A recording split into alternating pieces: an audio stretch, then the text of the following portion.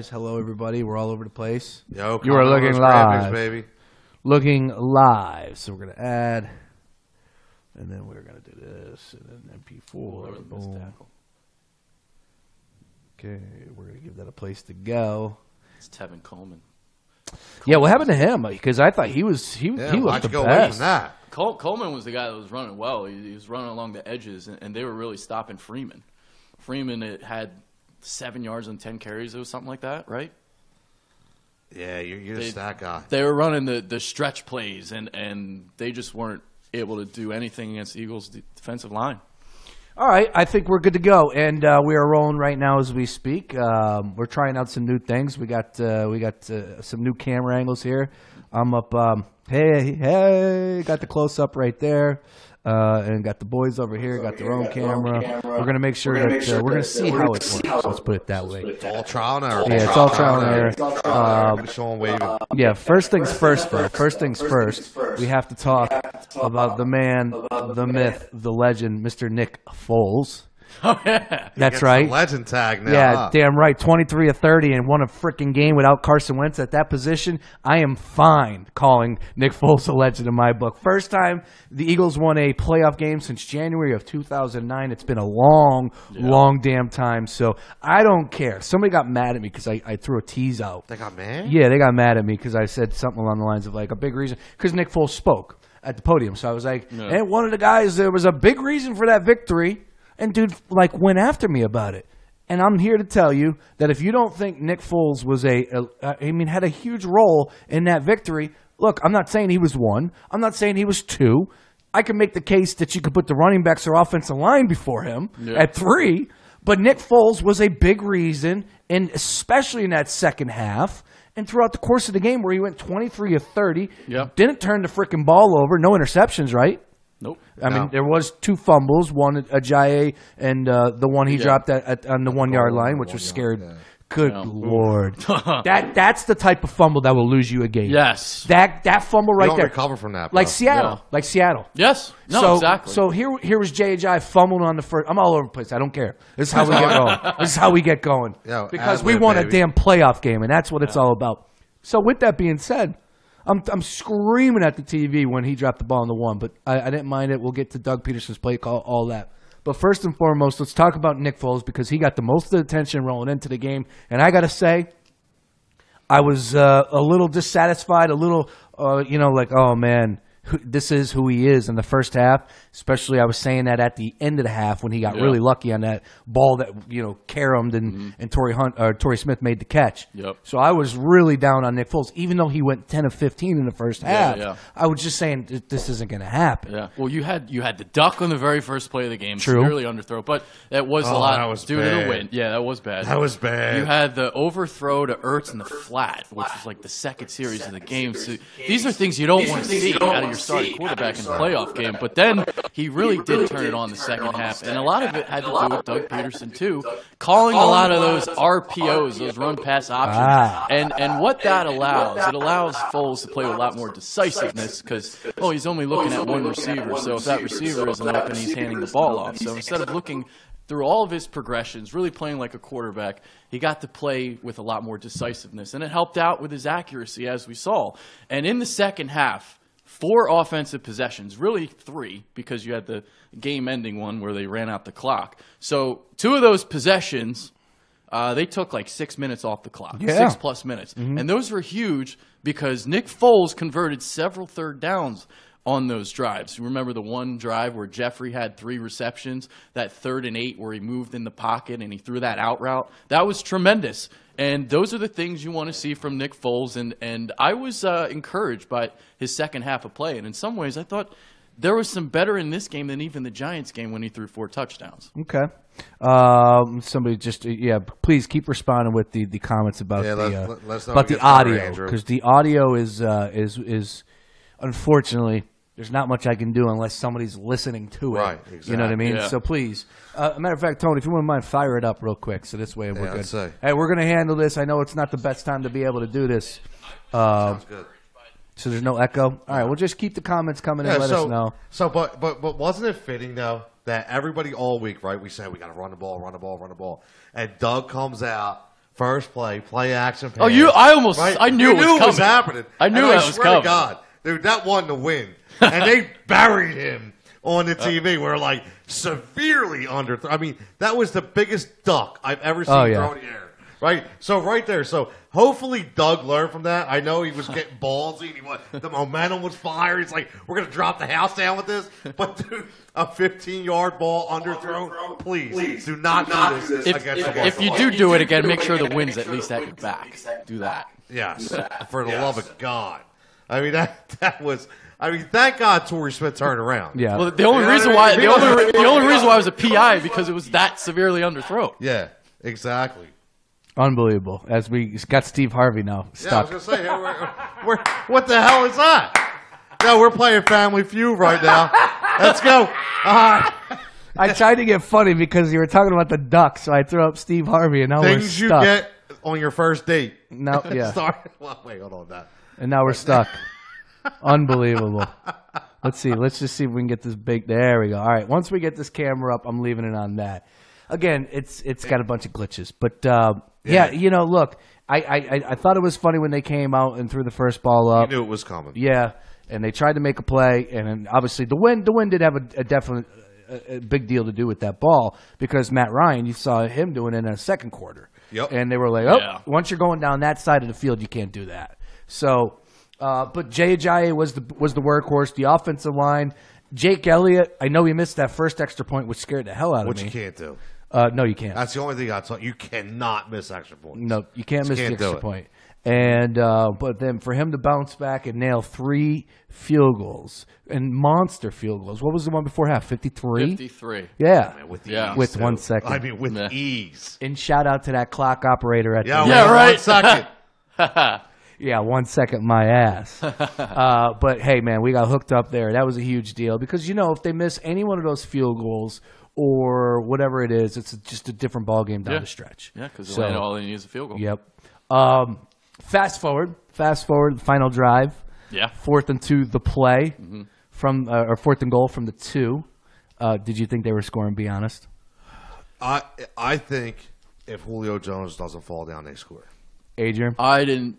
Because I hadn't bought Atlanta's red zone offense all season long. You didn't think they were scoring? I didn't think they were going to score. So it was 1st and goal from like the 9 or the 8? That's why I didn't think they were going to score because they were from the 9. It wasn't like it was 1st and goal from the 3. I'm just talking final play. On the final I'm just play. going final play. That's fine. I'm just going final play. I thought in my mind.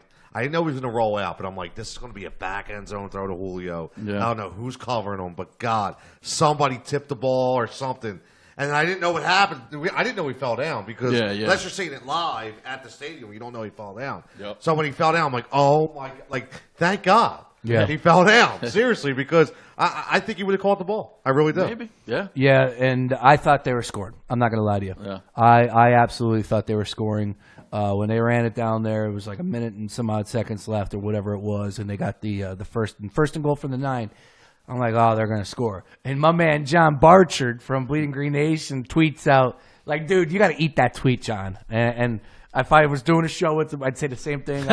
I would say, you got to eat this tweet. You don't put this tweet out because there's nothing to win from this tweet. He's being honest, but he said, I got to be honest with you, I think I'm allowing them to score here. And it was like 1st and goal. I just was like, no way. I was just not down. I heard that a couple times. I don't get that. Atlanta's red zone offense is 23rd in the NFL. Steve Sarkisian's done a terrible job all season long of getting Julio Jones involved in the red zone, which is why he only had 3 touchdowns all season long. So I saw 1st and goal from the 9. I had a little bit more confidence, but I mean, geez, I was still biting my nails. Like let's not get it twisted either. Yeah. Well, look, I mean, when they came out. And they had, what was it? Because there was a bunch of things that went wrong in that final play. Like they had to take a timeout, right? Yeah. Somebody took a timeout. So once that happened, I felt like they could have an opportunity to look at them, make sure that that was the set, whatever. So I also read a post today that the Eagles knew exactly what was coming on that final play. Yeah, I seen that too. Yeah. I did see that too. They said Jalen Mills knew and a film room study or whatever. But yeah, I still don't know why you roll out on that play. I think that's ridiculous. All right. Why you roll out? Because you're taking one whole side. You of the take field one out half of of the field away. Yes, especially when you need that play. It seemed odd to me, but hey, I'm glad it worked out I like sprinting out a quarterback if he's more athletic, but we're talking about Matt Ryan here. Yeah, No, talking about Matt Ryan. It's not talking about Carson Wentz. No, I agree. And then the final play, man, toss it up to Julio, and look, I'm thinking to myself, Julio Jones one-on-one with Jalen, not going to be good. And the ball was there. It was there. That's how special Julio Jones really is. It was there, but he would have came down out of bounds. I think he would have came down out of bounds where as well. he came down, he would have been out of bounds. But if he doesn't fall down, that's what's the scary part. Yeah. I mean, it's crazy because he was the last option, just rolling to the right, nothing there, toss it up, and Julio Jones was still almost able to come down with that. And that would have crushed us. That would have crippled us because I just don't think that Nick Foles in that offense would have moved the football to get the field goal. Yeah. I just don't think, that's just asking a lot in those conditions. And it would have been, how many times, did they even have any timeouts? Did they have one timeout? No, because they used them all. I don't think they had any timeouts. You're right. Yeah, I think they did use them all, and there was it was like under a minute left. Yeah, it would have been right around a minute. Yeah, would have been asking a lot. Yeah. Yo, if you're not watching and seeing these sick graphics that are going on with this show right now, you got to give little props to Sean's been killing himself. Well, the last week, seriously, I'll drink to that.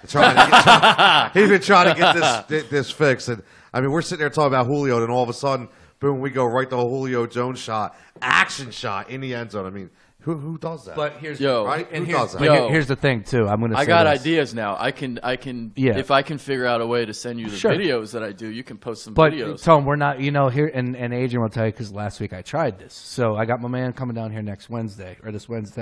I just upped the internet connection to the highest speed possible. It's like 1,000. I don't even know what it is. Whatever. Yeah. And my goal is to hook everything into that TV right there, so this way you can watch it. But the problem is there's so much lag. We tried that last week, and it was a huge distraction. Yeah, it throws you off because it's like you're watching yourself in a 6-second delay. Yeah. But this is cool. It's still a little bit of a lag. I might have to upgrade my freaking computer. I might have to get another computer, which I'm going to lose my shit if I have to. But until then, we'll see what we got. All right, back to the conversation, man. The Eagles are going to the NFC Championship game at home. Spread's 3.5, now down to 3. I don't give a damn. I didn't feel like, look, we all picked Caleb. Caleb was the only one that went with the Falcons. With the Falcons. Other than that, everybody went with the Eagles. Yeah. So with that being said, I felt all along, A, the disrespect was there, but B, they got it wrong. I mean, I realized the Falcons went out there and they held it down against the Rams, but that's not the same Falcons team that has been showing up every single week. They played up against the Rams. Who they were, obviously the Eagles' defense, top 5 in the league throughout the 16 weeks. They showed up, shutting down Matt Ryan in those conditions again, had a lot to do with it. I felt like that the mark was too much. It should have been pick'em, and I would have been fine with that. But don't make a freaking number 1 seed a home dog. Don't. Yeah, that I agree with you there. That was a little, even for me, as negative as I am at sometimes. Okay, that was. I'm serious. There's a lot of times slap in the face for that. There's a lot of times where you see during the regular season, like teams like Chicago, they'll be a home favorite even against like an Atlanta, and then in the playoff game we don't see that. Yeah, it was a little odd. Odd. I mean, they did. But I'm glad they did it. I'm glad they did it. Listen, they did watch the same game that we watched for 2 weeks with Nick Foles. So but those 2 games, that's what they did watch. But still, for a number 1 seed at home, come on, that's just disrespectful. So Nick Foles proved that he can win a football game, and look, like I said, I would give number 1 the defense all the credit for that victory. Shutting down that offense and getting after. Would they have 2 sacks, 3 sacks? 3 sacks. BG. I think they had 3 sacks. BG. Brandon Graham. Wow. Fletcher Cox, too. Fletcher Cox all over it. But you know what? Fletcher Cox always gets the recognition, though. That's he does. True. Well, Brandon Graham, Fletcher Cox were two huge. Yeah, I mean, every game it's always Fletcher, but, I mean, Brandon Graham, I mean, oh, my. The way he set the edge. So let's think about that real fast. So let's go back, because all that talk was always Earl Thomas right? Yeah. Brandon Graham. So now what do you do? So you think about now. I'd still rather have her all Oh, time. you still rather have her all time? Yeah. I don't know, man. Well, and plus, wait. I'm starting to rethink that a little bit. But you can't just minus the 3 years that Earl Thomas was. No, you can't. You can't. But you have to think, would that have helped us for those 3 years more than what it's helped? Having an all more pro? than what Brandon Graham's helping us out right now. Well, you never know. That's what I'm saying. You know what I mean? Look, I'm willing to say, hey, you got not even Andy. Look, that's a first round selection.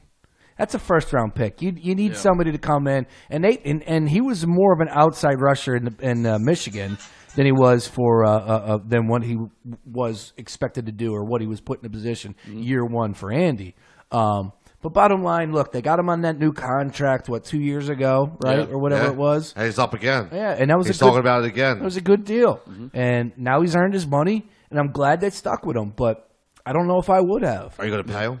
I think so. He's earned it. Do you think they can pay him? Well, that's another question. That's the question. Well, that's right. That's what we're going to get into because not to look forward, but you think about that. He is deserving, but I don't know if we can handle that kind of money. Yeah. Well, here's why his play was so important. So the Falcons were 4-13 on third down, and they were put in a lot of difficult third down situations because they were struggling to run the ball on first and second down with Devontae Freeman. They found more success with Tevin Coleman, but Brandon Graham does such a great job of setting the edge, and they run those outside plays, the zone plays, the stretch plays, and he was in the backfield consistently. And you would see whether it's like a 3rd and 8 or 3rd and 11, and there were so many instances where the Falcons were throwing short of the sticks and the Eagles were rallying up and tackling. So if those 3rd and 8s, if they were 3rd and 5s and 3rd and 4s, those would be conversions, but because they're 3rd and 8s, they weren't. Yeah. So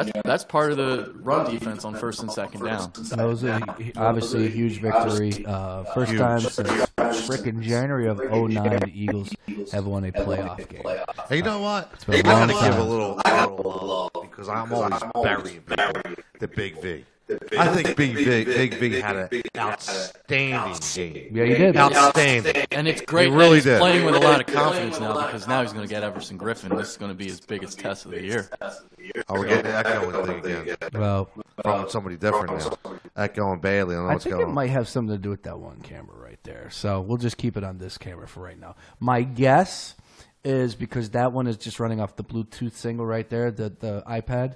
So my guess, or the Wi-Fi, excuse me, that's the camera that's doing that. But that's all right because if it wasn't a holiday today, I would have got my mail and I would have had something that would have been fine. So, but whatever, we'll be good. Like I said, trial and error. I'll go back and watch this, see what hiccuped and what didn't.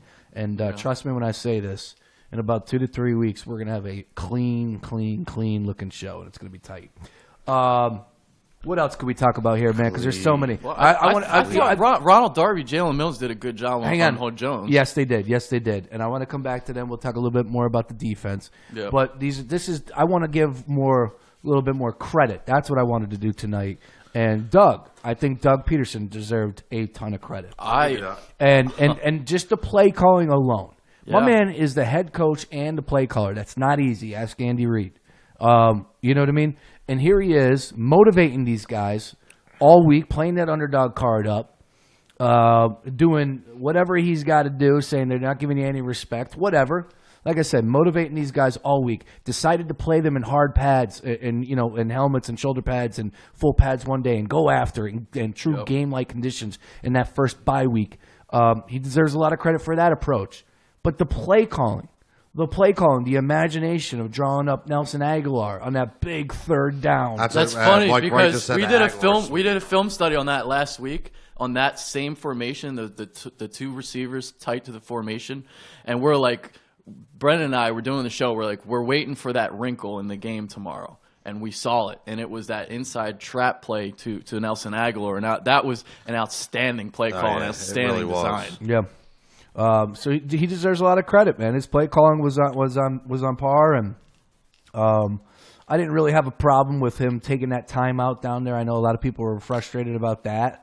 Again, Doug's never going to be a perfect coach, but what he is a pretty damn good coach right now. And as long as my coach doesn't make dumbass mistakes on a consistent basis, is somewhat consistent in his approach on fourth down and in the third downs and longs and stuff like that. Like, you got to be consistent. It's like at the blackjack table. Yeah. You're either going to hit on 16s or you're not. Stay consistent. Yeah, and to clarify, okay, because we went back and forth a little bit. What? I still think it was a panic hire. I'm not saying no. It was. Let's be honest. It was a panic. But hey, no. Right now, how do we know? How do we know? We don't know what's true. It was a panic hire. We don't know what's true. Yeah, it was. I mean, look. If he had Doug if Jeffrey Lurie had Doug in the, Doug wasn't number one, right? Can we agree on that? Doug wasn't number one. If you believe what you heard, what number was Doug? 4. Like Coughlin was supposed to be the guy, right? Right. That's what I'm saying. It was Gase, it was Coughlin, it was McAdoo, and then it was Pederson. So he's number 4. Wow. If true. But that's the report. That's the reports, right? But I'm just saying. No, I mean, but he has done a good job, and I'm one of the biggest Doug haters out there. Yep, and I can't. Hey, you know what? As we say that, well, no, you know what it is? That play happened. Yeah, that but play seriously, bad. one of my best takeaways from the game was watching the footage. I think it was it could have been you guys. I think it might have been Fox. Somebody had a camera inside the tunnel watching the guys come out, and Doug came running down the tunnel. He looked like the happy kid who woke up from Christmas and got his first bike. And you know what? I think that solidified what he's going through all year from people like myself and people like the media. And you know what? I felt good for him. I thought that was a great moment. Yeah, I really did. I came away very, very impressed. And there's a lot of things. I mean, it's not just like Nick Foles and changing the offense a little bit to cater to his strengths. It was also sticking with the running game because they were struggling to find some traction. They only averaged like 3-point-something yards per carry, whatever it was, but 32 rush attempts, 30 passes, so you had an even ratio. And by continuing to run the ball, it helped out Nick Foles too, because it helped him put him in more manageable third down situations, which is something that really wasn't the case the last couple of weeks. So Doug Pederson, all the credit in the world to him, and even on those running plays, using so many different formations to run the ball, because it was a consistent 8-man front. And he had to try and do some things that were different because it's not easy to run against an 8-man front. No, consistently for 60 minutes. It's not. And I mean, and Mike checks in, and he's right. He's 100% right. Kicking a field goal to go 15-10 was the right move. Yes, it was. And for the people who said he should have went, come on, stop. Well, Atlanta's red zone offense is not good. You don't good. give away points. Yeah, you gotta go for the ball. So if he just think about that. So he goes for that. And he misses. Yeah. Okay, and now it's 12-10? But they had him gassed. Right, they did. They had him gassed. They did. They had the run game work. You got to take the points. I agree. I was not questioned. The only thing I questioned was like, dude, why use the timeout? You can just let the... You know what, though? No, but you can let the clock run. People were about that. Take the penalty. But I think that was ridiculous. But you take the penalty. Now you're nitpicking. You talk about me nitpicking. So wait. Wait. Hold on. Hang on. Here we go. Let me finish. Hang on. Ding. Let me finish here. Hang on. All right, here we go. What happens? You don't lose a leg. You lose 5 yards. They backs it up and it gives Elliott even more room. So to kick. in the biggest game of your coaching career, basically, because this solidifies if you're going to go to the next round. So the biggest game of your career, you're going to say, you know what? I'm going to take the penalty. Let the guy kick another extra 5 yards. That's ridiculous. No, it's not, because you know what? That's ridiculous. Atlanta might not even have accepted the penalty. How do you? So why would you risk that? It doesn't matter. Yeah, it does matter. No, but why would you risk that? But here's the deal. Okay. Nick Foles said that they originally planned on going for it. Believe it or not. Yeah, it did sound like that. He did say that. It was. And you could tell Doug was going to go for it. I believe it was Ertz told Les Bowen, and Les Bowen came running in. Yeah, Ertz did say that. So that's one. So here's Nick Foles in the huddle. Play clock's at 9, 8. He looks over. Doug, all good. They use the timeout. Look, I'm nitpicking. I'm with you. But to say like that's crazy. It is crazy. No, it's not. Why is it not crazy? Because this is a 5-yard penalty. How far was that field goal to begin with? I don't know, Adrian. 26. Honestly, I know it wasn't long. No, it was like a 26-yarder. So now you're looking at it. Considering they kind of needed those timeouts at the end. That's what I'm saying. That's my point. So what if Atlanta scored the touchdown? You would have needed that. You could have used that timeout. You went back 5 yards and missed a kick?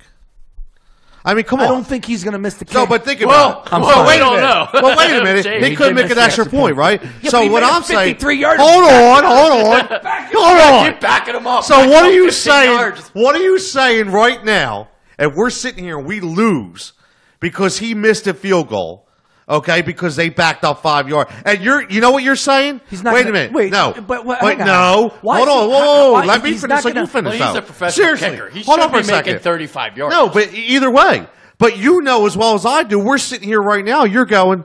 He should. You know what? If he wasn't sure, he should have took the timeout. You know you're saying that. No, you're not saying that. No, I'm not because. Yeah, I think you're wrong. No, I do. Like I'm 100% not like Tone. I don't know why you think it would be. How long was that damn field goal? Here it is. They were like at the 3-yard line, dude. It was like why? Why are we talking about moving ourselves back? Where were they? Why? If they were at I don't get it. I'm sorry. 20 to 29 yards. That's what it was. So it was inside a 20 to 29 yard. Yeah. So at worst, you're talking about a 34-yard field goal, which it wasn't. And how long's an extra point? 33 yards. 33 right, and he already missed one. I'm just saying. So you, I'm just saying. All right. I mean, I don't agree, but no, we'll agree to disagree. That's fine. We normally do, but I just don't know how that you take yourself out of that play and move yourself back, all because you're worried about a timeout. I'm sorry. All right, Andy Reid. I'm just saying. Yeah, I got you, Reid. Big Red over here. I bet you got no time. And now I'm Big Red. Yeah. Okay, let's move on. You're right. It's over. And like I said, that was nitpicking. I wasn't complaining. It's all about me nitpicking. I didn't care. Man. But I just thought it was the smart approach. Adrian, you want to split that damn vote? Because I know one's saying one. I mean, honestly, if you move him back 5 yards, I don't think it really makes that drastic of a difference on the field goal. No, but that's me. And hey, luckily, like Tony said, he made it. Luckily, he made it. It's all good now. I'm just saying, if that comes up this week against the Vikings, that bastard better call a timeout. All right, that's all I'm saying. Okay, but all right, back to the couple more odds and ends on the game, and then we're going to start talking about the Vikings. And everything else in the NFL this weekend from the divisional round, which was pretty good.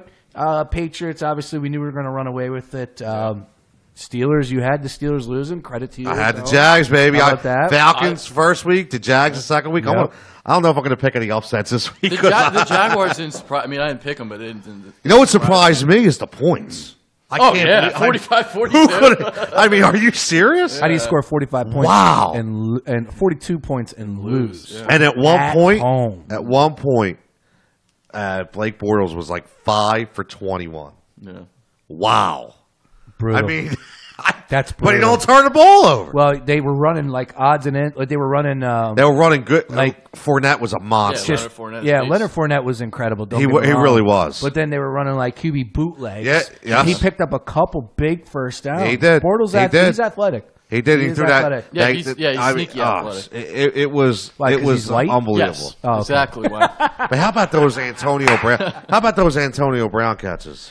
Is he not the best receiver in football? But wait a minute. How about every touchdown Pittsburgh scored? Like they were. Oh yeah, the Brian catch was unbelievable too. Incredible. Yeah, Le'Veon Bell. I mean, Antonio Brown's definitely hands down best. Le'Veon Bell and Tony. Yeah, this is his 5th straight season with 100+ catches. That's phenomenal. Yeah, dude, that's. Somebody made the case and they said it. Look, I wanted to get back to the Eagles game, but somebody said Jerry Rice, Randy Moss, T.O., and then Brown. Wow. What? Whoa. Already.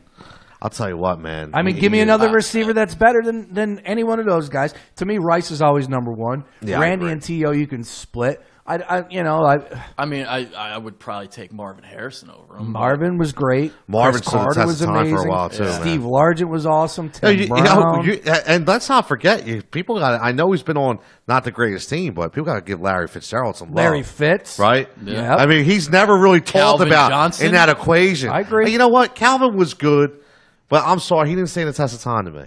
You got to stand the test of time. He retired at what age? You know what I'm saying? You got to stand the test of time a little bit. And Calvin didn't do it for me. Is that a Tupac song? Stand the Test of Time? I think that's like a Tupac lyric or something. Stand the Test of Time. I don't know. You know what? You know where that comes from? It's funny. When me and my buddy at work always get into hip hop debates on who was the best MC, whether it be Rakim, whether it be KRS-One, and he always goes Stand the Test of Time. He's like, it's always automatic. You can't have 1 hit, 2 hits, 3 hits. So that's where I get it from. But I don't know if it's a Tupac song. I don't know either. Be Against the World. Yeah, I'm trying to get some. See? It's not. It's still glitchy, and we got to figure it out. That's all right. We'll get it. It's all good. I think what it comes down to is it's got to plug into the router, and that's going to solve a lot of. How about the whole Nick Foles going to retire? Really did. Damn. All right. Nick Foles here. That's what I'm thinking. Geez, like, bro. You know, this wasn't like McNabb when he was here. This is Foles. Who cares? I mean, seriously, I didn't really care that he was going to retire. Well, I guess they were just feeding for information, for something to story. Well, storylines. I mean, come on. It's kind of tough to come up with storylines this game. Yeah, with him. Yeah, no. All right, bringing it back to speaking about the coverage and storylines, I thought they played the Philly guy perfect. If you listen to Al Michaels in the beginning, he said, there's a lot of passionate fan bases out there, but Philadelphia, no one takes it back. Philadelphia takes a back seat to no one. Just throw an image of Chucky up there? Yeah, I did. Wow, that's a pretty scary looking image, bro. Did you see that? See, it's a little late. Oh, that's yeah, man. Yeah. Wow. Yeah. That's not even Chucky. That's, no, it's not. That's what's his face? That looks like Chucky. Well, that's the impersonator guy. Yeah. What's his name? I'm blanking. What's his name? I don't know. I'm not good with that. Let me tell you, man. He does all the damn voices. I know who he is. Wow, that's scary, dude. I think that would give me nightmares. Well, I don't know why I got stuck up there as usual, but we're gonna bring it back. All right, cool. Yeah, can I say something? Because I see Mike from For the John keeps checking in, and I was going to keep this for my ending segment, but I just want to say this real fast so he can hear it. But I think one of the best things that's come out of this is how Philadelphia has actually become a positive. And we've been looked at in a positive light through all this, whether it be when all the national skeptics, NFL Network, ESPN, going through the tailgates like 4th and John. And you know what? May shout out to them because when they go out there, people are having fun. Nobody's getting crazy. You watch these stupid Bills fans going into the tables, igniting things. Yeah, you're right. Shout out to all the Green Legion, 4th and John, all them guys that are out there, and they look good, doing it right, and they're doing it right. So I just want to say that now because that was going to be my thing. It's nice to see that finally that we actually get looked at. I'm tired of the Santa Claus stuff, Mike. man. I still need to do a beer bong baptism at one of these points. Well, it's funny because I was hoping to team up with those guys and bring them indoors, but E-Rock was like, "No, we want to rock outside." I didn't blame him because I was saying I didn't want to change it up either. I was like, damn, I don't know if I want to, but a part of me was like, I want to just entertain and give the best show inside, and I figured all of us together would get nuts. You mean like Xfinity Live? Yeah, we did a pregame show at Victory Beer Hall. Yeah, and we get nuts. Don't get me wrong, but I figured we could take it up another notch with those guys. And then, so I asked E-Rock, and he was like, "Man, I think we're gonna do our own thing outside." I'm like, you know what? I don't blame you. Go Birds. But a part of me was like, damn, I don't know if I should even ask those guys because. I don't want to jinx it. I don't want to change anything, man. Unfortunately, we lost that last game to Dallas, so you can't say a perfect home season, which sucks. And that game meant absolutely nothing if they really did need to play. So I'm not even counting that game. So right now, the Eagles are 8-0 at home. They're 8-0. That's crazy. They haven't lost at home. I don't give a damn about that crazy game, all right? And I was also waiting for the defense to really dominate against a better offense because as we've seen all the opponents this season at home have been kind of the Chicago, San Francisco's. We haven't seen a great offense come in here, and for me to see that, I'm very encouraged again. All right, let's open it up a little bit here and talk about this. In August, did you predict Keenum, Foles? Bortles and Brady was that your final four? Brady, I would have gotten. So what does that mean? Does that mean that you don't need a franchise quarterback to make it far to win it all? Does that mean defense wins championships? That cliche is back and it's true. What does that mean? The fact that these four quarterbacks are here. You know, I've been making a point all season long how I kind of think there's this transition going on because all these quarterbacks are kind of old. The Bradys, the Drew Breeses. We saw Peyton Manning retire. And this season really reminds me of like 1999, those 2000 years where we saw a lot of parity and these teams emerge that you really didn't think would. So I think this has to do with a lot of the league kind of being watered down a little bit. So you're seeing these teams emerge that aren't elite. And I think that's what it is, to be honest with you. So a little less parity these days, a little bit more top heavy. Yeah, we're waiting for the next elite team to emerge, and we haven't seen it yet. Yeah, I don't know what the hell it is. Yeah. I have no idea. The Patriots aren't your normal Patriots. Yeah, it's like I know it's going to sound a little crazy, but it's like the thought that I see all these. High school teachers getting locked up for, their misconduct with. Those teachers weren't around when I was in high school. You know what I'm saying? So I'm just saying, all right, if they were, I didn't find them. They didn't want me. But what I'm saying is it's the same thing with this parent. I don't know what's going on. Whether how do we get from Bortles to I'm just saying because you're asking, it's unexplainable. It must be something in the water. I don't friggin' know. You're right. But I'll tell you what, it's damn good football. That's all I can say. No, you're right. It's damn good football. Because I enjoyed the Jags and Steelers game. I did. I wanted to see the Jags win. I didn't think they would. And, dude, did anybody have a worse week than ESPN this week? There was only 1 of 16 people that – Dan Graziano was the only one that picked the Falcons. And I believe the Eagles, and everybody picked the Steelers. They all rolled on that train, man. Wow. They were all rolling on that train. At any rate. They really were. Well, I went 3-1, so I didn't get the Jaguars. I had with spread, Eagles covered. Eagles won, excuse me. I got the Patriots. Well, yeah, come on, man. You got to go spread. Come on, dog. I don't do spread. We got to go spread. There's everything is spread. Everything in life is then I would have went 4-0. All right, then there you go. Because the Jags, see, I'm better against the spread. There you go. The Jags was my only loss. And the Saints was scary as hell. A matter of fact, that's right. It came down to that kick that they didn't kick. Which we're going to talk about in just a Saul Payton in that game, too, with those challenges. Yeah. What was he thinking? Terrible. I was 3-1 because they were 5.5, right? Yeah. Okay, so that's wrong that one. It's like he went in Andy Reid's body for a little bit or something. I don't know what he was thinking. All right, so we opened it up. Let's talk about the AFC real quick, and then we'll come over to the Vikings because I'm excited to see the Jags and the Patriots. I really am, and I would not mind seeing the Jags knock the Patriots I agree. off. Remember what I said 3 weeks ago, and I think we all agreed that even though it's an AFC team, the one team I would not want to play in the playoffs was the Jacksonville Jaguars. They took over, and you could see the infection of Tom Coughlin. Even though he's the GM and he's on the sidelines, you could see that energy coming with this team, and they have a moxie about them. I think it's great. Nothing to me but positives can come from the NFL, not having the same old people except for Brady being in there right now, but just having all these young guys. I attribute it to like the NFL, the NBA, where all these new guys coming up, new talent coming in. It can be nothing but good for the product. Well, I'm just glad to be watching it. I really am. I think it's great.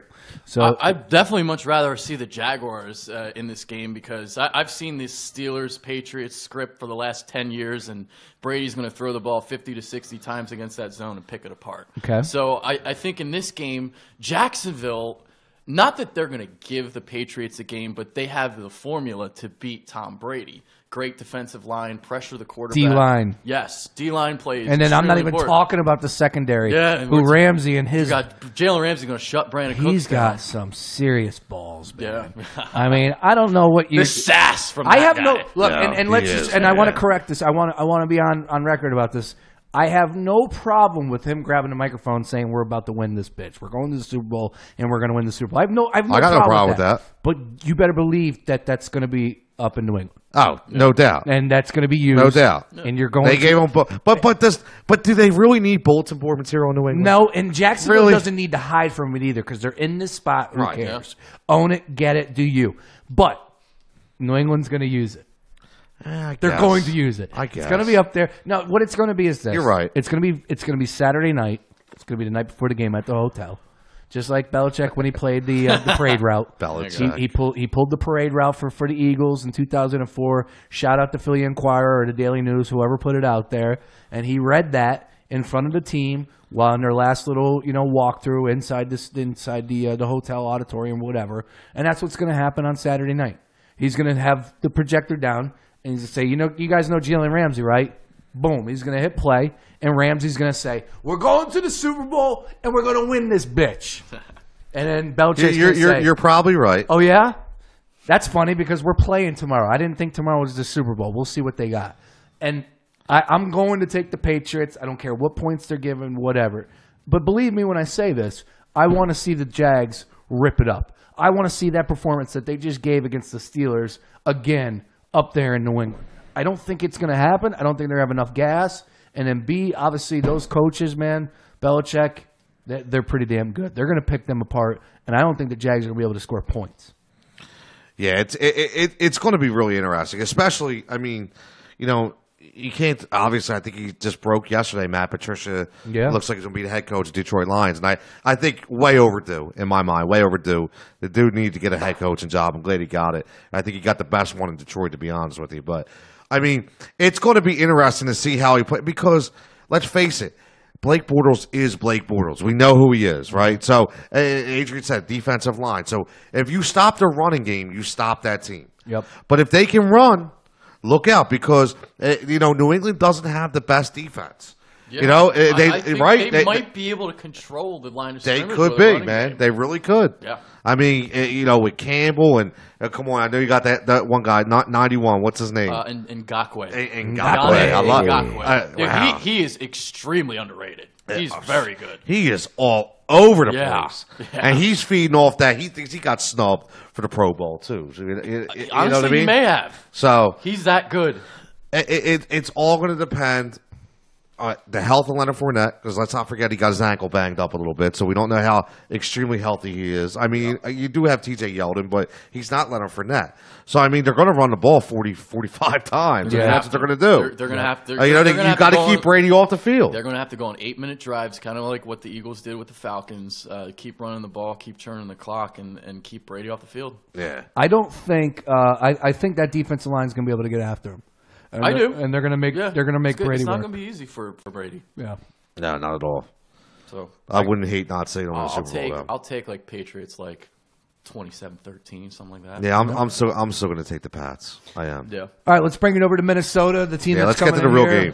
Screw the Patriots. Yeah, and I didn't want to see the Saints. I just did not want to go up against Drew Brees and that Hall of Fame quarterback. And I don't want to hear, be careful what you wish for either. It's not like I was saying, hey, I want to see the Vikings. No, that's a different ballgame. That's different than when you, then you deserve to be told, be careful what you look for. Me, you're just asking me. All I do is I look at the Saints, and the reason why they win every single year or in competition to make it far every single year, Sean Payton's a good coach when he's not calling challenges. Good play caller, but Drew Brees is the Hall of Fame quarterback. No doubt. And they got speed. I did not want to play them. They've already came here and won a couple years ago. That's a team that's battle-tested, that can go on the road, that can deal with loud noises. Obviously, that Vikings dome was rocking. Yeah. And I just felt like Case Keenum coming here. I'd like to see him. Defense, sure, we got a defense that's pretty damn good, too, last time I checked. 1-4. We're talking number one defense as far as yards against, like 275 for the season. Minnesota and the Eagles were number 4 overall. This game is going to be crazy. Can't wait. But tell me something that I don't know, Adrian Fedke, about the Minnesota Vikings, please. Well, they run the ball more than any team in the NFL. So everybody always talks about Case Keenum and how successful he's been this season, but his success is hindered on the success of Latavius Murray and Jerick McKinnon. So I was talking about Foles and how the Eagles ran the ball a lot to put him in more manageable third down situations. That's exactly what the Vikings do. Case Keenum does not throw the ball really that much down the field. He's 30 out of 41 qualified quarterbacks in terms of air yards. So there's that air yards from last year that we loved with Carson Wentz. But so 501 rushing attempts. They run the ball a lot. If you stop Jerick McKinnon and blanking real quick, what's his name? Latavius Murray. I'm sorry, Murray. You stop those two guys on first and second down, make Case Keenum beat you on 3rd and 10. That's how you beat him.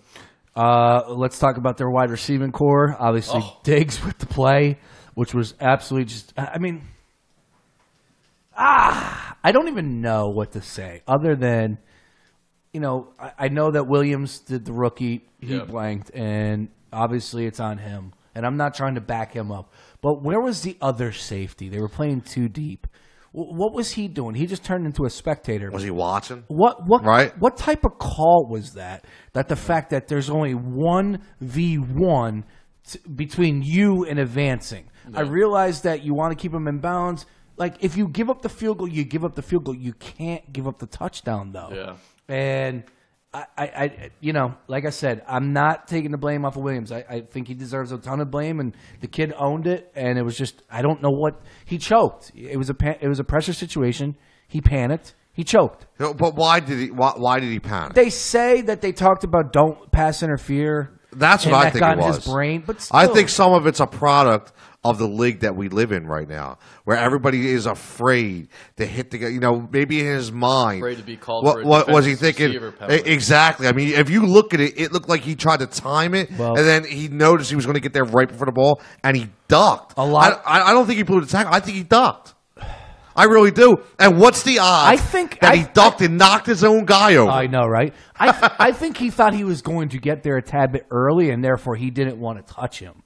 So therefore he went to the left of him. That's my only guess. But I will say is this. Then you know what? He needs to watch Rodney McLeod and realize what playoff football is. Because I had no problem with Rodney getting that penalty. I had no problem. First of all, it shouldn't have been damn penalty. I don't know what the fuck. It should not have. I don't know what he's supposed to do. That's fine. Exactly. It's the playoffs, and you're not supposed to allow him to make a play. Yeah, dude, he didn't put helmet to helmet. That was an outstanding play. His forearm might have got up, but bottom line is he was going after the ball. Whatever happened to if you make a play on the ball? Everything else is secondary. Yeah. Go after the ball, and I don't care. And that's what Rodney did, and it did piss me off because if he doesn't do that, he's catching that touchdown pass. That was one of the best plays he made all season. Yeah, you've been down on Rodney. Last month I have. I have not been. So we will disagree. We will agree to disagree. Well, he had a big game. It just pissed me off. He had a good game. Yeah, the whole defense did. Yeah. Jalen Mills stepped up. Big time. Malcolm Jenkins, even though he was on one-on-one with Julio Jones, he was in his back pocket. What else is he supposed to do in that final drive? Great throw. Everybody played really well. All defense. Everybody on that defense played really well. You know whose name I didn't hear, though? Back to the Eagles real quick. Barnett. I don't know. I'm not saying he's been kind of struggling for a month now, struggling to get to the quarterback. No, well, he's a rookie. He's a rookie. He's going to have that. Yeah. But I didn't really hear his name at all. I don't even remember seeing him, to tell you the truth. Somebody got to buy him a dog. Their tackles are really good. So that's shut them down. All right. Back over to Minnesota, but the wide receivers. Let's talk about those guys. Yeah. You got Diggs and Thielen. Yeah. You got to worry about Kyle Rudolph as their tight end. Tight end, pretty good. Right? Rudolph and then McKinnon coming out of the backfield. Yep. I mean, they have some weapons out there. They really do. I mean, Keenan went 25 of 40 for 318, 1-1. And I mean, Marshawn Lattimore had a horrible game against Stefon Diggs. He really did. I don't think he played well at all. Diggs had 6 catches for 137 yards. Yeah, I mean, obviously that's in both by the 61. 61 came at the end, yep. But he had a lot of penalties on him late. Lattimore trying to cover Diggs. I mean, there was a lot of weird Diggs' play. Deal? He thinks is it just a wide receiver being a wide receiver? They're all divas. That's just what he thinks. Yeah, but yeah. I was thinking the same thing. I'm like, yo, Jesus, hang on. I mean, last time I checked, he had one good half of a fantasy season, and all of a sudden he thinks he's a superstar. But I know he made that great play and all, but I mean, I don't know. He's really good. I think Thielen's the best guy. I really do. I mean, Thielen can. I mean, he really not to sound cliche, but he is like the new Jordy Nelson. I mean, this guy can get it done all over the field. He really can. His route running is exceptional. It really is. And he's a white guy, which is just tremendous to me. Why, you only pull for white guys? Is that what it is? We'll pull for white wide receivers. I think it's awesome. No, you're right. No, we got to take them when we can. Ed McCaffrey. Ed McCaffreys aren't growing on trees. All right? Joe Jurevicius. Joey Jurevicius. Wow. How about George? Did I just jinx anything with the Joe Jurevicius? But again, going back to these guys and the running a game. So because they like to run a lot of the short stuff on third down, and then. You got to rally up and tackle before they get to the stick. So a lot of crossing routes they'll run on third down. And if you have a 3rd and 5, they might be able to get that, but a 3rd and 10, you can rally and make the tackle before the stick. So it is going to be really important to stop the run again. Eagles are the best in the league. I just don't want to see any close-ups of Mike Zimmer on the sideline. Because ever since he had that eye surgery, I don't know. I get this flashback of like One Eye Willie from the Goonies. Like every time I'm just saying, I like why it seems like every time a Vikings game they go right to Mike Zimmer. Yeah, all the time. Blind. I don't know what it is. He almost went blind, I think. Yeah, jeez, one hell of a coach. Because about Cincinnati, they had a great defense all those years. Yeah, they did. Yeah. And usually defensive coaches don't work out. God, man. Yeah, you're right about that. If you think about it. So, how about Pat Shurmur? Gus Bradley. You know what? The guy I work with is a huge Giants fan. And I'm like, how you think about that Pat Shurmur? And he's like, he's so down. He's like, of all guys, you're giving me Pat Shurmur? Is that you think the Giants are going to hire him? Yeah, I think Pat Shurmur's a lock. Because I think they go Josh. No, he's going to Indianapolis. He took the Indy job? Colts. When did that go down? Today. Oh, I didn't see that. It was on earlier today. Oh, man. I didn't see that. Oh, man. You got to get on the phone, man. Well, yeah. I was all over the place. Man, I was celebrating. Holiday. Oh, are you taking off for MLK? Actually, you know how I started my day today? I went to the doctor for a hernia checkup. That's how I start. Good morning, doctor. Wow. Hello. And he says to me, hey, have I seen you before? And I'm like, here at the practice? No, it's my first time because my female, I see, which would have been funny. I don't know if I could have seen a female, but whatever. She was off. So then I go and see him, and he's like, he's like, no, I haven't seen you before. I'm like, no. He's like, your name sounds really familiar. I didn't even say it. I'm just like, oh, that's funny. Because I knew, like, what was next. Yeah. I'm like, no, dude, I'm not trying to, like, get to know each other before you start, touching the region. Going, yeah. Oh, dude, it was bad. But, yeah, long story short is I guess I have a hernia. Oh, well, what are you going to do? I've had it for a couple months now. I'm all right, though. I'm not getting hernia surgery for damn sure. No. I thought I was dying, to be honest with you, Tone. But I'm good. I'm all right, As long as you're all right. That's how we start the Monday off. It's all about. Hello, doctor. Yes. Think about me. Think about him. How he started his week off, dealing with my ass like that. I don't like to get that conversation. Yeah, that's for another time. Yeah. Oh, we're good. Yeah. We're good. Bringing it back. What were we talking about? We're just talking. We're talking about the Vikings. What we're worried about. Talking about the Vikings. Honestly. I'm worried about Mike keeps checking in, and he was saying the same thing I was thinking was, he said, our defensive line has to make Case Keenum look like the backup he really is. And I said, you're right. My worry is that the Vikings don't make Nick Foles look like who he really is. So, you know what? I actually think this is going to be a high-scoring game. I do. That's not good. I do. I don't think, on both sides. And you were right about the Falcons game because you had a final score of like what? 17-13. Yeah, you had a real low final score. I had 13-12. Dude, take it out. Just take it out. Take it out. Take it out. You pull it out. Be one with the mic, now Adrian. Hold it. And now you're going to be hold one with the mic. Yeah. We're on Union podcast. This has been a pain in the ass all night. All right. Yeah, it's just not. Please hit up my GoFundMe page. It's not holding up. Yeah, all right. Well, now we got to bring you down. We got to get a Patreon account. Yeah, we got to get one of those accounts. I just made one over the weekend. Did you? Yeah. There you go. Got a little love from the people out there. So support my Patreon. Go look up the Bitter Birds and donate some bucks. Go get some new sweaters for Adrian. All right, turn down Tony. All right, cool.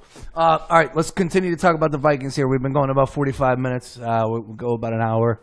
We tend to do it every Tuesday, but I'm actually going to go celebrate my favorite bar in America, Pitcher's Pub, their Christmas party tomorrow. Nice. Shout out to you guys for changing your schedule. But I also felt like getting after it on Monday was good. I'm not a Monday type of guy, but after the NFC after a big victory like that, I was like, and it was on Saturday too. Yes, it was. So. You're right. So let's get after it. Continuing to talk about the Vikings.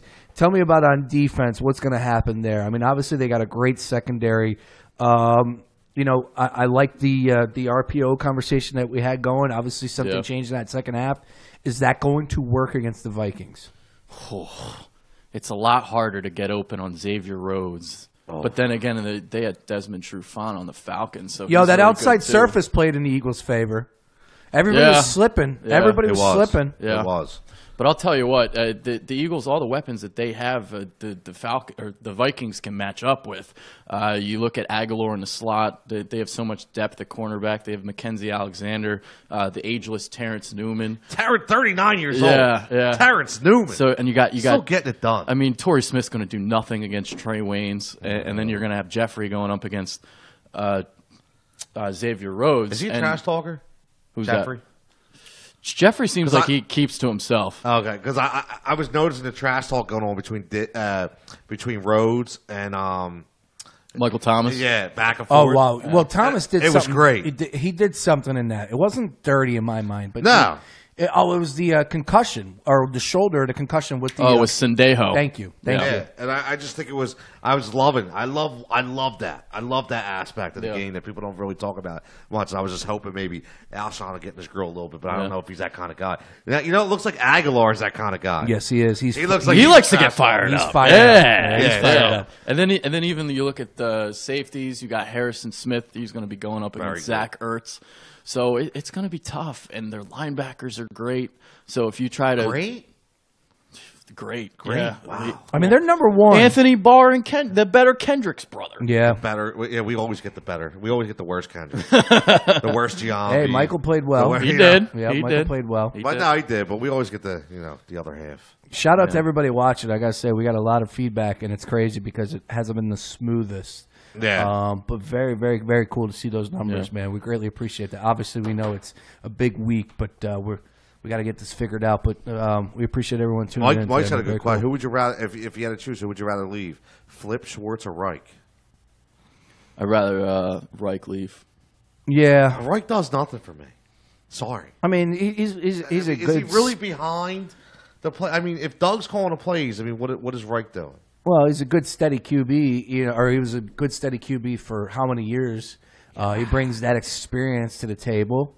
Hey, things have worked so far. I don't want to lose any of them, but if I had to, I think you got to. I'd rather lose Reich than DiFilippo. Yeah, that's what I'm saying. I'll keep it DiFilippo. Okay, and I'm keeping Schwartz. I don't want to lose if you Schwartz. can. Yeah, if you can. Yeah, it seems like he might go somewhere. And hey, after that defensive performance, this is what it's all about. You want to go get yourself another head coaching job. And I think I put that in my prediction. I said this defensive performance will guarantee him a coaching job. There it is. Boom. I mean, I'm sure he's looking at it like that. I'm sure he's looking at it like that. No doubt, definitely. But let's listen though. There's not that many left. Think about all, if you think about it real fast, all the commitments so far. You hear Patricia going to the Lions and the Colts and, and the Giants with Shermer, McDaniels to the Colts. I mean, what's left? The Titans? You got the Titans, yeah. Does he go out to Tennessee? I don't know. Frank Reich might end up in Tennessee. Frank Reich. Yeah, might end up in Tennessee. Belichick might end up with the Giants. You never know. Oh, you know what? I don't think so. The Cardinals. I don't think so. I forgot about the Arizona. The Giants are holding out for him, though. Yeah, I mean... To test those waters. Do you really want to leave New England for that? I know he wants to be a Giants guy. Who? Belichick. But I know he's a Giants guy, but that team right now is just... It's a long ways to go. Yeah. Well, definitely. Yeah, I agree with Maybe that. in a couple of years. No. I think how old is he? Easy 3 years down. Belichick's an old man. Yeah, I don't know. He ain't sticking. He's got a couple years left in him. Like I was thinking, maybe once Brady goes, maybe that's when he. I just don't know what the deal is. Don't know what the deal is. But I think the fact that the Giants haven't hired anybody yet tells you, hold up, you just don't know. Yeah, just don't know. All right, back to the Minnesota Vikings. Obviously coming here. I'm not scared one bit. Am I wrong at that? No. Like should I fear something here? I think this game's different. I think all the pessimists and whether it be negativity, whatever it is, I think that's all gone. This is different. This is the NFC Championship game. This is for everything. This is to go to the Super Bowl. Zip. I don't give a shit who you have playing. Yep. I don't care who's hurt. Doesn't matter. You need to be. This is positivity 100% from Mr. Negative. That's really what it is. Seriously, I don't think you could be any bit part negative for this game. I really don't. Nothing. No. Get your dog mask. Yes. Wear them to the park. Bark at the park. I think Howard Eskin tweeted this out: 28-12, number one seeds at home, NFC AFC Championship games. 28-12. I didn't like the stat on ESPN. It was one of those bad omens where they put like the last 5 times the Eagles played the Vikings in the playoffs. Oh, they like won all 5 games. Yeah. Well, they beat them in 04. Yeah, you know, 04 they beat them. They beat them in 08. they brought up like 68. They beat them in 1980. Yeah, there was and I'm like, stop. You know, there are kind of stats I hate. But nah, man, you got to be positive. But good for the Eagles, and that was good for the Eagles. But what was bad omens? Wait a minute, the Eagles beat them. Like, what are you talking about? But saying like they played them in 08 before they played the Cardinals. Yep. Yeah, they played them in the wild card round. And then the Giants. It was wild card, then Giants, and then it was Cardinals. That at Minnesota? It was at Minnesota because Westbrook had that long touchdown, I believe. At Minnesota, then the Giants phone home, Donovan McNabb, and then the Cards. Yeah, my boy, shout out my man FB. Before that Cardinals game, he texted me. There was no Twitter back in those days. Well, there might have been, but I wasn't on it. He texted me. He's like, I just made reservations at Chickies. You in? I'm like, bro, they got to play the NFC Championship game. Like, hold up, bro. Hold up. So he texted me. He's like, yo, I just made reservations at Chickies. You in? I'm like, bro, they got to play the Vikings, man. Come on, man. And how about this false notion that Minnesota's going to come take over our stadium? No, yeah. Get out of here. Wait, where did that come from? It's been all over. It's the Millie to Philly? Yeah, now, well, you know, I respect Millie to that, Philly though. is kind of silly. I'll deal with that, though. I think, hey, you know what? That's the kind of story, though, that'll give us the positive light again, because I guarantee you, if it's her, the Philly fans will be nothing but cordial towards her. Absolutely. 100%. But here's the question. There's a lot, and this is 100% truthful. This is factual. To the people that are season ticket holders, and I know a couple friends of mine they look at this game like I have to sell. If I sell this game, I can make up whatever amount of money throughout the course of the year. Like basically, hey, your tickets are paid for. You're good to go for this year. So I don't fault them, but my statement is this. Know who you're selling to. Yes. You got to do your due diligence. Yes. You can't sell to a Viking. That's a violation if you're just going to highest bidder. Sorry. You got to know. You got to sell. And people got to be aware of that. Yes. So I agree with you. And, dude, if you got to eat $100, you eat $100. It is what it is. Get them in the hands of an Eagles fan. Because there will be a lot of Minnesota fans that want to come here because they think, hey, we're going to the Super Bowl. That's what they think right now. Oh, yeah. They do. They think exactly what all the Atlanta Falcons fans thought last week. They think what we think. And there's nothing wrong with that. No, not at all. You know what I mean? There's nothing wrong with that. But just keep that shit in Minnesota. I don't want it in Philly. You know what I mean? That's all. Yeah, right. A long ways away from Philadelphia, that's for sure. Look, boys, we went about an hour here. We discussed a little bit of everything. We hit the Jags game. There's really not much to talk about the Patriots and Titans game. Nah, who cares, honestly? Yeah, I mean, this is Eagles week, baby. Yeah, exactly. Marcus Mariota, I love the dad. Yeah. I hope he gets a good coach, whatever. Exactly. But as far as the Eagles and the Vikings are concerned, I came away from watching that game going, I don't want to face Drew Brees, and that was it. I agree. And that was it. Yeah. And quick passing game and having to cover Kamara with Jordan Hicks' injury would have been tough. Really, really tough. And Adrian even said it earlier where we were talking about he was out with EDP. Oh, yeah. His boy EDP. Wood. Shout out EDP. And Adrian said after it was 17-0, he said EDP looked at him and said the Saints are going to drive down and get a field goal and win it. Yeah, at the end. Yeah. And that's what Brees is. You can count on him. Yep. You're never out of a game with Drew Brees. Kind of like with Ben Roethlisberger. I felt like even when it was 14-0, I'm like, dude, that's Big Ben.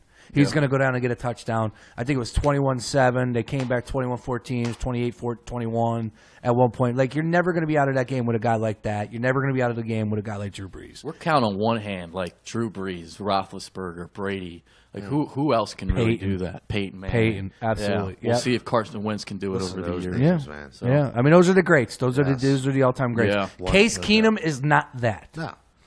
Case Keenum has been pressured more than any quarterback in the NFL, and the Eagles have the most pressure on quarterbacks in the NFL. That's a tweet from Brandon Lee Gouton, so shout out to him. Shout out BLG, Bleeding Green Nation. Great job. Is Case Keenum Trent Dilfer from 2000? No, because he can move. He can make plays, man. That's what I'm saying. So he's he better. Made some throws. Hey, yeah, Case Keenum made some throws in that game. I agree. I'll give that up to him all day. First of all, the throw to Diggs to win it. At the end was a brilliant play. And then like 2 throws before that. There was like a deep cross where he threw it right on the money. Yeah. Yeah. I mean, he's got a couple of those throws in his bag, and he can make plays with his feet. He can. Going to be dangerous. He can. Listen, the Vikings are first in third down percentage this season. First. Well, they must have stole that when Carson Wentz got hurt. I was going to say. Yeah, Eagles are down to 8th now. Yeah, Eagles are down to 8th. Thanks, so again, that goes back to stopping the run on first and second down to take them out of favorable third down positions. All right. Well, like I said, we touched on a little bit of everything, boys, as we always do here at PI Live. Normally we tape on Tuesdays at 8 o'clock. Today we bumped it up to Monday so I get drunk tomorrow. Thank you, guys. I appreciate that. You got it. Final words. A little bit of this, a little bit of that. I think predictions are good. You said a victory. You said a victory. Yeah. I said a victory. I don't see why you'd pick against the Eagles. If they were playing the Saints, I could hear it. But I don't see why you'd pick against the Eagles. Even if I wanted to, I wouldn't do it this week. Can't. I got 10-6 Eagles, and my bold prediction is that the defense will score more points than the offense. Dude, I'm going 38-34 Eagles. Wow. Nick Foles. 4 touchdowns, 200 yards. How's that? I'm going all in. See, the problem with that I have is this. I feel like if it's a high-scoring game, the Eagles won't win. I agree with that. I think this is one of those games where you go in and everybody thinks it's going to be that defensive showdown. Sure. And it just all the balls something break different. Loose. Yeah. I feel like I feel it, man. If it's high scoring, I feel like the Vikings will win by like 10 Tony, plus points. But Tony, you got to look, and you never know. You never know. You don't. I won't tell you you're wrong. But if those conditions are anything like they were on Saturday night, anything they like the Cowboys, 55 Raiders, degrees. Is that what it's supposed to be? That's calling for 55 that's what they degrees. said last week too, and then I know. No, it looks and it may rain, but they're hoping the rain holds off. Dude. But I'm just telling you, if it's 55, I'm going by the weather. Nick Foles, MVP of that game, bro. Wow. I'm calling it. Sign me up. Well, let me tell you, that game on Saturday, I went down to the pregame party at Xfinity Live. Yeah. And I got out of my car, and I'm like, thank God I'm not going to this game. It was freezing. And it was windy. Yeah, it was ripping. It was ripping. I'm like, dude, what happened? I thought it was supposed to be 45 degrees and sunny. No. Yeah, look. Liars. Predictions, I don't have a score in my mind right now. I just have the Eagles winning. I think it's going to be low scoring. But again, I don't know the conditions. So let me make my pick on Friday when I put that into Nick when he texts me 9 times. I need your prediction. You go. Yeah, exactly. Any final words, Adrian Fedke? Final words. Yeah, I mean, I got some stuff written down. I got some notes. So the Vikings are second in red zone defense, first in third down defense. They actually have a better yards per carry allowed against the run than the Eagles, even though the Eagles are number 1 against the runs in terms of yards per game allowed. So just a couple more nuggets for you guys. The other thing that we didn't talk about either, their left guard was injured during the season. So their starter right now is Jeremiah Sirles, and this is something to look at on third down in pass rushing down situations, kind of like what I was talking about last week with Ben Garland and Wes Schweitzer of the Falcons. Fletcher Cox, if you want to double team him, that's fine, but that's going to leave Jernigan or Brandon Graham one-on-one on Sirles on third down. So look for that. He said, look for that. Yeah. That was a lot of Yeah, it was a lot of nugs. You can't smoke any of those nugs, but I'll take those nugs. Tony Cotillo, last words, please. All right. We went prediction. I stole my tailgate thunder for my final thoughts. So you stole your own thunder. It's cool. So I'm going to change this up real fast. I'm probably going to get Sean aggravated. A lot of people are aggravated, but the whole Joel Embiid situation. He's right behind you. All right, and he's staring into your soul. Okay. What's the whole Joel Embiid situation? Yeah, because it is a situation. What's the situation? Hold on, just hear me out, Mike. No. Situation. And there was a time, I'll probably say about 4 months ago, when the whole F LeVar Ball thing. He was on Instagram, this and that. I came out with an article said you need to get your ass off Instagram, just get it in the court, this and that. Be who you are off the court, but not on social media. That's fine. And again, this is why. And again, I know Sean says, "Hey, you don't know who you're pushing." And all I'm saying, are you talking about the parking lot? Yes, I'm talking about the parking lot thing. I'm sorry. Listen, I think it's great that he shows up to these events, but if he's up in the press box, this and that, he needs to be careful. That's all I'm saying. Okay? And whether it was right or wrong for him to push a guy, he needs to know limits. And right now, he doesn't know limits. Because guess what? It's still, no matter what anybody says, to be on TMZ, okay, and to be all over now because you push some guy who got next to you and you're at an Eagles tail, it's not good image. Okay. It's not. And I just think he needs to grow up a little bit. I wouldn't That's argue all that. I'm saying. I would never argue that. I think you speak words of wisdom right there. That's all. I would tell you my argument was, here. Now, it was a little different. You're right. Here he was having a catch, and we don't know what the video was. All it looks like to me is here he is having a catch, and he brought a football with him, and he left the stadium with the football. So this might have been his football. I don't know. And they're having a catch, and this dude runs up and tries to play safety and hits him. I don't know, man. Don't do that. Don't do that. That's all. Whether it's Joel Embiid, whether it's Tony Cotillo, whether it's my boy, whether it's me. Don't run up and hit me. You don't know me like that. You're right. I'm cool with it. I just feel like he did it to get a rise out of people. No, that's what I feel. I think Joel Embiid's a freaking maniac, and he doesn't know any better. Right. Well, but he needs to be careful. You're right. That's all. I totally agree. That's all with I'm that. saying. And whoever his handlers were, they were like, "Let's go." Well, exactly. I don't think he does know any better. I think you're right about that. I don't think he doesn't. He just doesn't care. He doesn't care. Well, that's more like Joel Embiid. That's why we love him. JoJo, he don't care. JoJo don't care. Joel Embiid, man, that's what it is, baby. Yeah. And this is our last day till midnight to vote. NBA vote. NBA vote. Yeah, that's right. Which kind of brings me into my final thoughts. Good stuff by you two boys. Today we saw Kyle Lowry and Ben Simmons get into it. Right now, 76ers are won 6 out of their last 8, which is pretty damn good. Look, I realize they're still blowing leads and people are upset, but bottom line is let's just see how the season plays out. If they don't make the playoffs, changes need to be made. I'm not willing to get into that right now, but whatever. But Kyle Lowry and Ben Simmons got into it, and I saw a lot of people, taking Kyle Lowry's back because he's from North Philly and Villanova guy. And, hey, I love Kyle Lowry, but Ben Simmons is our guy. Well, Ben Simmons got that reach. Ben Simmons 6'10" is our guy, and he's 21 years old. And all I know is Kyle Lowry, Morris, whoever else, because we see it a lot, get your shots in now because in 2 years you're not going to want to even say a word to Ben because he's going to be 10 times bigger. He's going to be dunking on fools. He'll be 23 years old. His body will be more mature. Look out. But he doesn't back down, man. He does not back down. And if you heard his words in the postgame, he said, I don't take shit from anybody. I love that dude. I spoke highly about him day one. I'm speaking highly about him right now.